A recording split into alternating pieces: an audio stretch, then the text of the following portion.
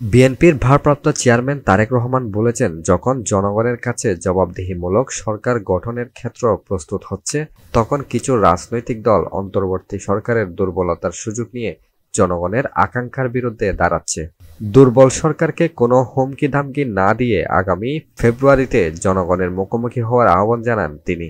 বুধবার রাজধানীর চীন মৈত্রী সম্মেলন কেন্দ্রে বিপ্লব ও সংহতি দিবসের আলোচনায় এই কথা বলেন বিএনপির ভারপ্রাপ্ত চেয়ারম্যান।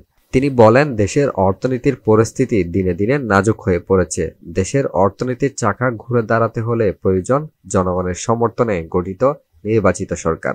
নানা শর্ত দিয়ে কিছু কিছু রাজনৈতিক দল বর্তমানে নির্বাচন অনুষ্ঠানে বাধা সৃষ্টি করতে চাইছে বলেও অভিযোগ তারেক রহমানের। বলেন, এতে নির্বাচন না করে রাষ্ট্রীয় সুযোগ গ্রহণ করা পতিত পলাতকদের পুনর্বাসনের সুযোগ করে দিচ্ছে।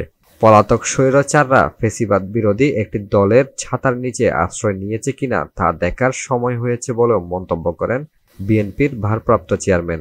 গণভোটের আড়ালে পতিত স্বৈরাচারদের রাষ্ট্র ও সমাজে পুনর্বাসনের সুযোগ করছে কিনা সে বিষয়ে সতর্ক দৃষ্টি রাখার আহ্বান জানান তিনি।